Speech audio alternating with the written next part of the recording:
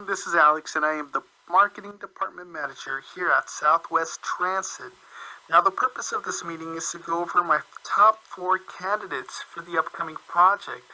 Now, the upcoming project will consist of how to go ahead and run up the revenue here at Southwest Transit. As many of you already know, the sales have kind of been a little low, kind of down. Now, that is why I am here. I am presenting to you guys my top four candidates. So these individuals are going to go ahead and help us develop a marketing strategy that will drive up sales and help bring back customers to Southwest Transit. Now let's go ahead and take a look at the years now. The second one I have on my list is Suzanne. Now she's been here for a little bit over a year. The third one that I have on my list is William. Now, he's been here over 4 years with our company, just like Elizabeth. Fourth one I have on the list is Caitlin. Now, she's been here for less than a year, but she has good potential. These are my team members that I have selected, and let's go ahead and get into the first one. Now, I'm going to go ahead and start with the weaknesses because a lot of the times the weakness doesn't always tell a story because there's always a strength right behind it. So, Elizabeth, the weakness. She does need help developing new skills from time to time. She may be rushed to meet deadlines when necessary. She is hesitant about branching out into new and unfamiliar territory from time to time also. But lucky for us, the skills she currently has are perfect for the marketing team that I want to go ahead and build. Now let's go ahead and take a look at her strengths here. She's a natural born leader. That's fantastic, Lou. And she's looking to move up within the company. Now that's exactly what you want in a company. You want somebody that's a natural born leader and somebody that wants to stay with the company and they want to go ahead and move up. Why? Because that ensures success for us here at Transit in the long run. So another thing that she does enjoy is working with others and is very comfortable with team environments. She's very diplomatic, so she's not confrontational. She's very open-minded. She's also great at researching. She's a problem solver. She's detailed oriented, which means that your work will, or the work that she does, will be impeccable. She performs quality work and always meets her deadlines every single time. Now, Elizabeth has provided and has taken on leadership roles in past projects. She has provided me with a lot of personal information as far as the roles that she has picked up on. She's a really good listener as well, and she prefers open communication. Now, open communication is the key to success within a group setting. Now, the second one on my list is Suzanne. Now, again, I'm going to go and start with the weaknesses. She can potentially lack focus.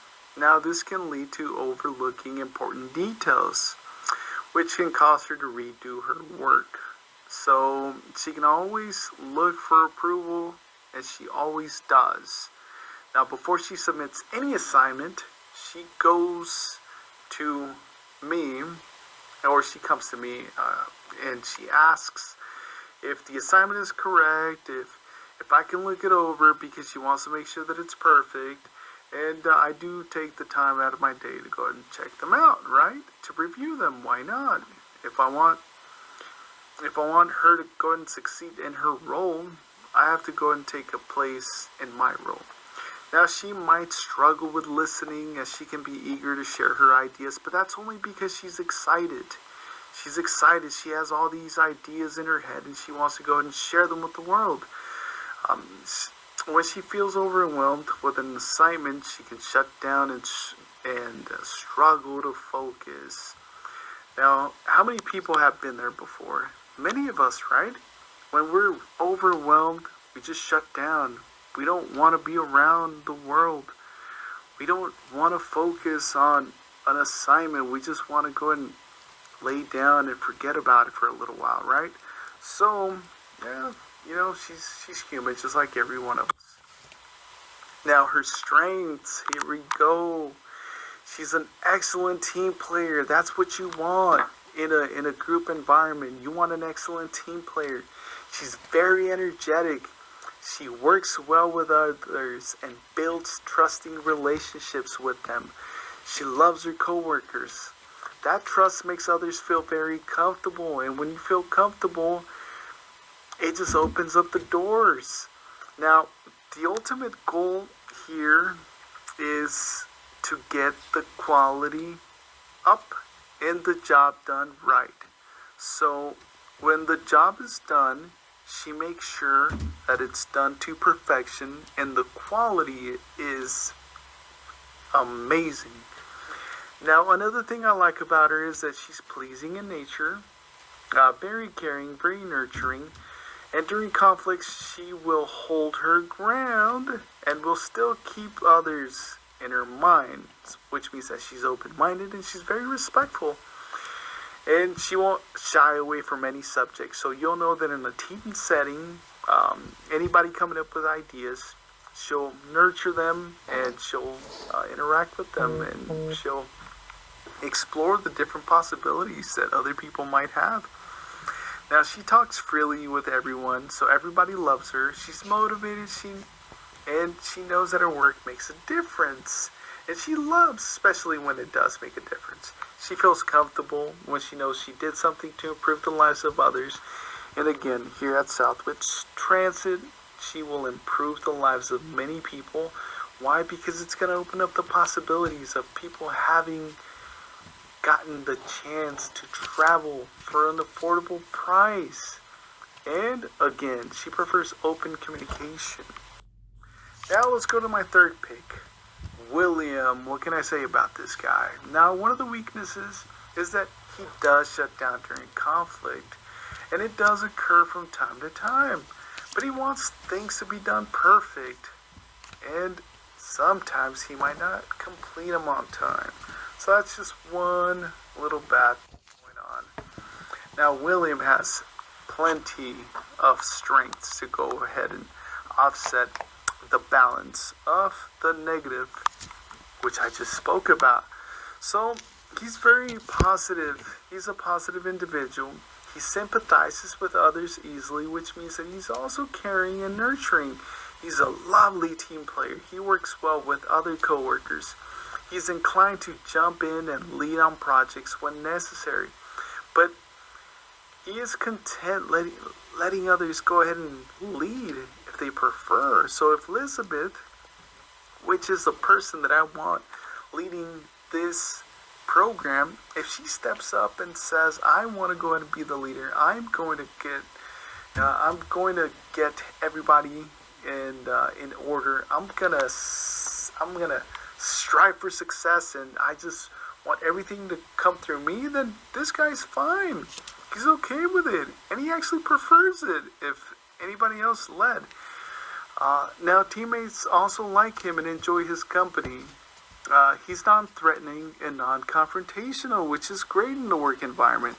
He enjoys participating in conversations with coworkers, and he's a veteran again. He's a veteran for the company. He's confident in his performance, and he knows that he'll do a good job. Again, he prefers to meet face-to-face. He loves face-to-face communication. Open communication is the key to success. Now, the first person that I do have here, her name is Caitlin.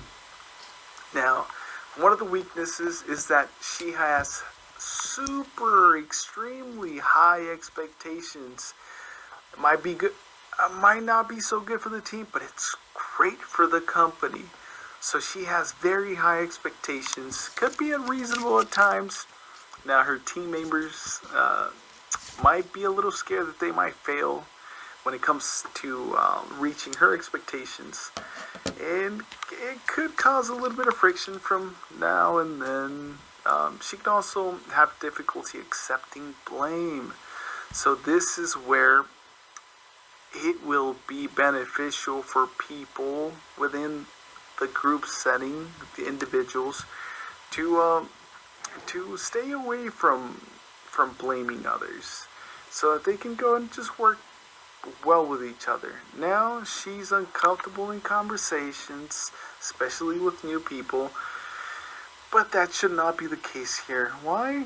Because the people that she'll be working with are people that have been with the company for some time now.